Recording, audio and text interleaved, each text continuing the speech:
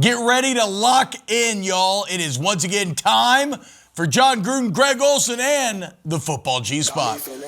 I love football. Knock on wood if you're with me, everybody. Can I finish my point? All right, welcome, Greg and Coach. We were talking a little bit before.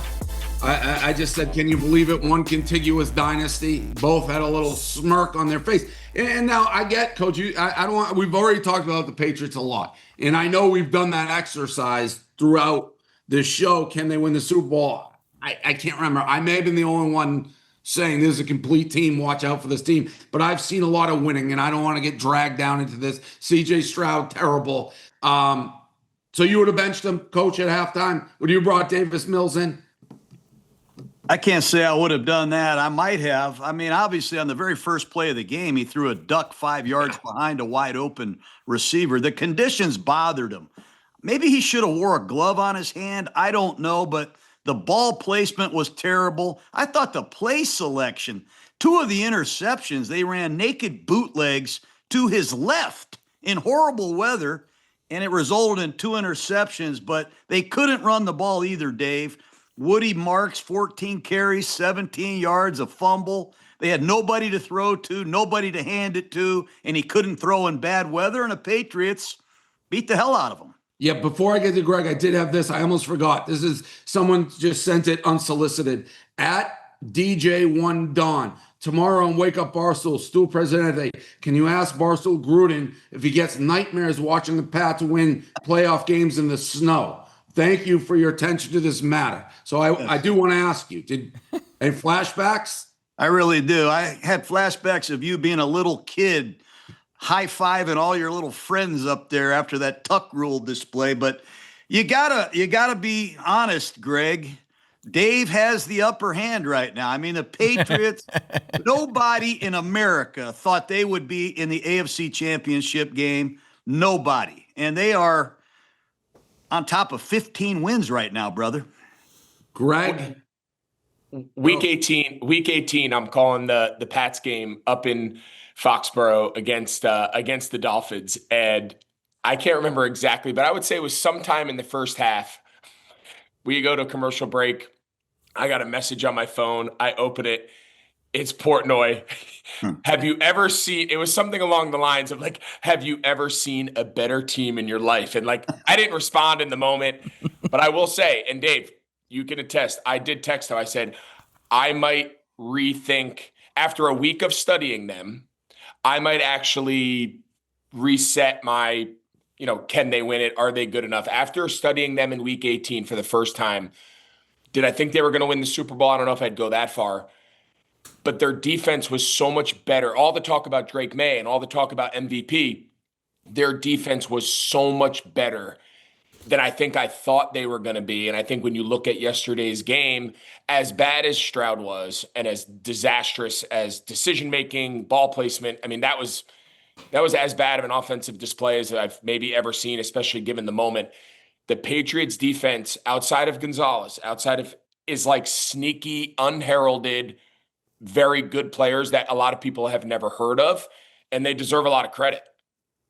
I think they should thank the Raiders, Dave. I mean, hell, the best tackler they have is Robert Spillane. Their best pass rusher is Chason. He ruined the game. And they bring in Mumford as their jumbo tight end. So as much as you hate the Raiders, you should thank them. I don't hate the Raiders. I wasn't even born when we were struggling with the Raiders. I have nothing but great memories with the Raiders. That's really the birth of our dynasty. So I have nothing against the Raiders. Al Davis, silver and black. You got to go back to when was it Lyle Zato punched Sullivan in the face, but I wasn't alive for those days. The other game in the AFC, the Bills and the Broncos, spectacular game, unbelievable ending. Josh Allen clearly didn't have his best game. A stat that we've talked about, which would be surreal, is if Drake goes to the Super Bowl before Josh. The call, the refs, that was what a lot of people were talking about. I am still wildly confused on what a catch is, what a catch isn't. There was a play in the Bears game yesterday that to me, and I've gone back and forth, is the same exact general rule. Like you catch it, you go down, a guy has a hand on it, rips it out. Greg, you played football a long time, you call the games. Did you know what happened here? Yeah, so it's super tricky, and the catch has been redefined 100 times. They've added football moves. They've added when going to the ground as opposed to not going to the ground. I am as big of a Josh Allen guy, as big of a Bills guy. Love McDermott. It's just by the letter of the law. Now, you want to debate that the rule's stupid, I would totally support that. But letter of the law, it's just not a catch, right? You're going to the ground.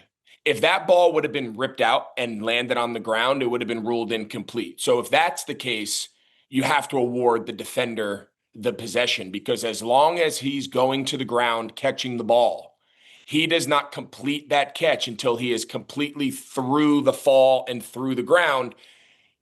So therefore, he's not. But isn't that play we just showed? Isn't that because if that ball is which one? The Bills one? Davante Adams. If that ball is ripped out, can you see on the screen? Does that work? Do we have that technology? Yeah, play it. If this ball is ripped out, it's an incomplete pass, I believe, because he doesn't have it long enough here. He gets it. If that's ripped out, they're going to say that's incomplete.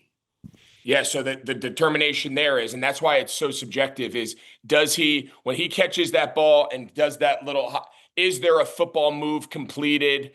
Is he down? Like, it's all about the process of going. Now, the difference there is he's not going to the ground as he catches the ball. Again, I'm not defending the rules. So I think the rules are stupid. I think if that ball hits the ground, I think they review that and be like, he didn't make a football move. He just caught it and got hit instantly. That's what confuses me. Like, it's very confusing. The going to the ground thing.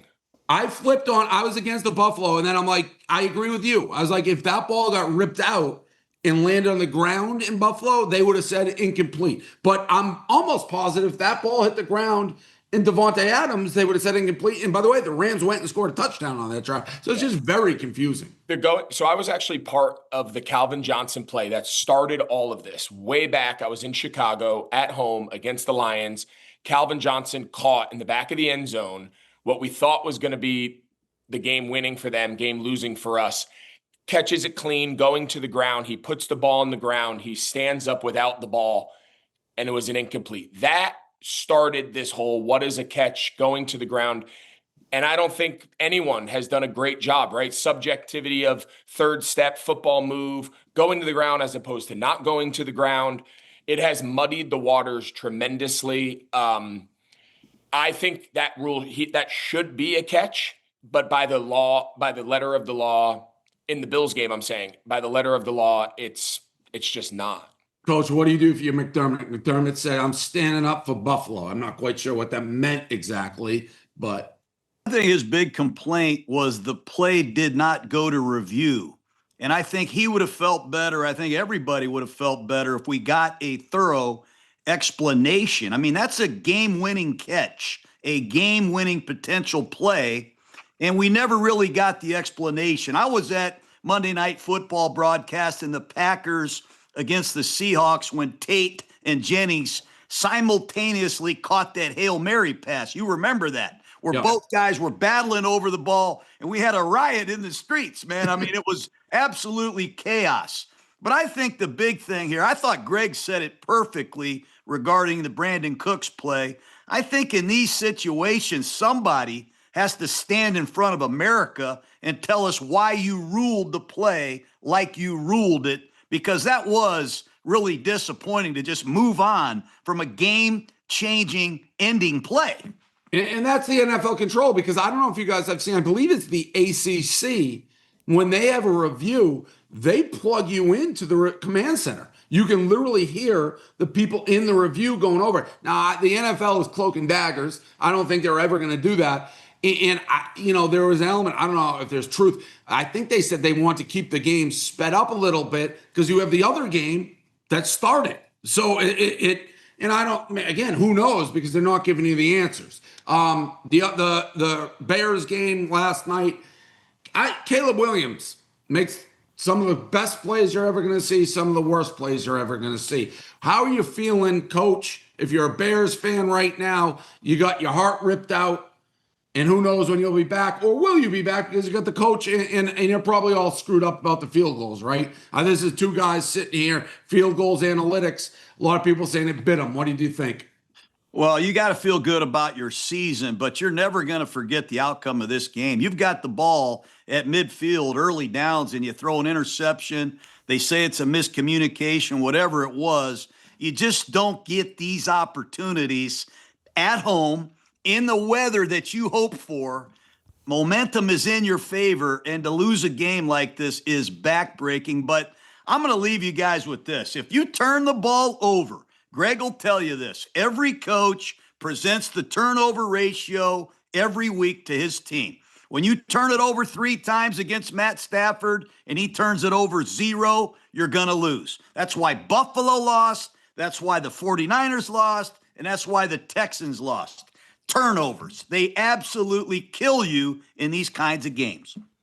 So the last game we didn't get to, and to be honest, I watched 5 seconds of it because you go watch this unbelievable game in Denver and the Bills, and then it's just a massacre with the Seahawks and the 49ers.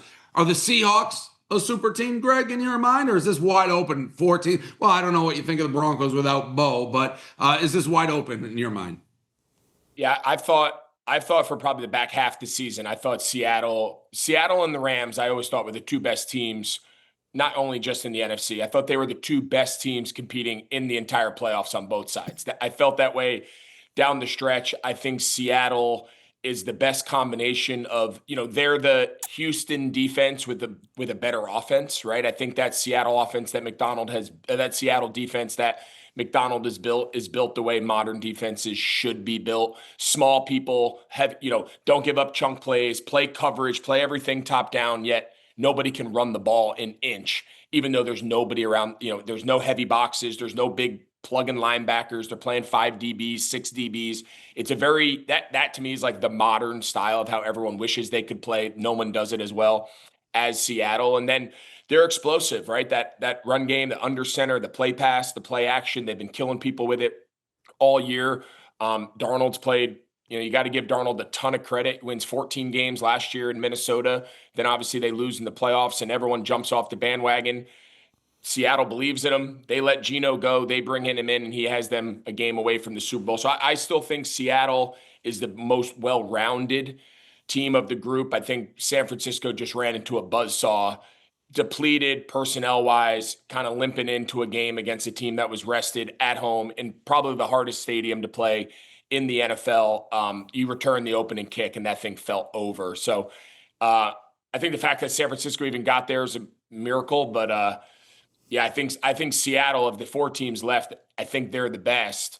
But again, none of that matters. You only got to win 1 game. All right, got one last question for each of you. I'm going to start with you, Coach. You are a Sean Payton friend. I've met him with you a few times. We're going in there, as you can see. You hate to see a starting quarterback get hurt.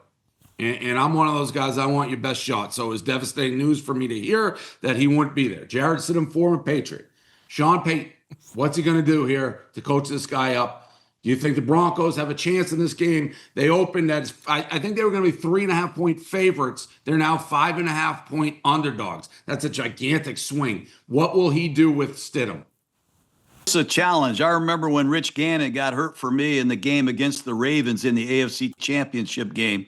When you got to go to your backup quarterback with no playing experience in some time, this is tough. But if anybody can do it, it's the Denver Broncos. It's not like the Patriots played error-free. They gave up 5 sacks. They had 3 turnovers. They only had 250 yards. So I think Sean Payton's going to count on his system.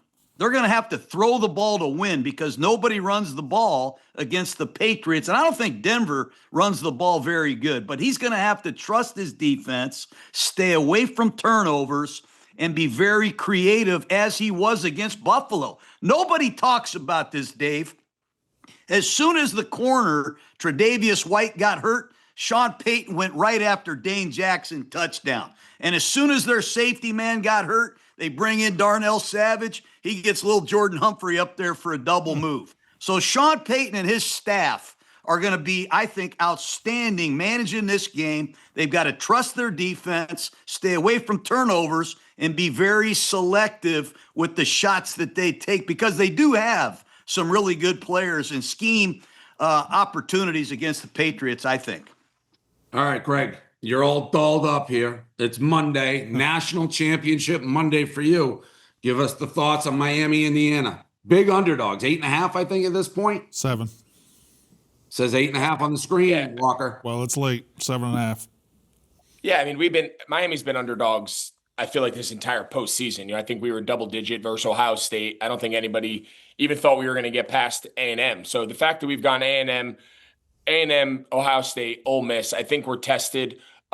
Listen, this Indiana team is not just winning, they're bludgeoning people. I mean, they're beating significant programs and significant teams by a million, it feels like. So obviously it's a huge challenge. Mendoza's the Heisman Trophy winner. I'd argue he's even better. He's been better in the playoffs than he even was in the regular season. I think Cignetti's a stud. So I think it's a huge challenge, but I'm happy for the school. I mean, just being down in Miami for a day or so, just the environment, the school, the alumni, just the city itself has been craving moments like this for 20 years. Miami last played in a national championship my senior year in high school. We lost to Ohio State. So it's been a long time. And, just as alumni, my wife and I both went there, just excited to be able to bring the kids and experience, because you never know when you get it again. But Mario's a friend, and I think he's going to have him ready to rock. And So I don't care what the spread is. Sideline? Are you going to be on the sideline? No, I'll be up in the stands. Got it. Good on this. I'm good on the sideline. Well, you were there last game, weren't you? I just went down for the pregame to say hi to everybody. I watched the game from upstairs. Got it. I didn't know if you're going to mix it up with Michael Irvin at all. Mike's got it under control. Michael's got it under control. Coach, what prediction for tonight? Well, my dad coached running backs for Indiana for 5 years, so deep down I'm rooting for the Hoosiers. I think it's going to be a lot tighter football game than people think about. I think it's going to be low scoring. I think Indiana wins by a field goal, but I will say this about my assistant, Jake Malasek. He put $100 on the Canes a while ago. He gets paid a lot of money if Miami comes through tonight with the win. All right. Well, I appreciate both of you guys. Hopefully next week when we talk to you, you want to hear a crazy stat? I started Barstool in 2003. If we win this next game, it will be our 10th Super Bowl since 2003. 10th Super Bowl. Coach, the we stuff. I know he's a diehard fan. The we stuff is no, don't get me on. Let me say this, Greg. Without no we, there's no you. Without no we, there is no you. He'd still be him. Olsen saying we Yes, on the Hurricanes. Do we have to clip Belichick, Brady? But I played him. That's true. I'll give you that. I'm sorry, Greg. I apologize to you. There's without any we. No, I'm fine. Maybe I shouldn't have said we. I'll take that. I'll retract that. I guess it's more of like no one understands playoff football more than me. Yes. Stop. What's really scary about this is we got to go to the Super Bowl for Barstool. We got to go up there for 5 days. And if New England's in the Super Bowl, can you imagine having to deal with this guy for 5 straight days? I'll introduce you to the whole town. I'm like, he's done it. It's a New England family reunion. We plan our some people go February vacation to Florida. There was a time when the Patriots, when you lived in New England, you took your family vacation wherever the Super Bowl was for that week. It was automatic. Let the other cities go on their February break, their April vacation. No, we got to save vacation days for the first week in February. That's 10 Super Bowls since 2003. play the damn commercial. Thanks, guys. We'll see you both there, hopefully.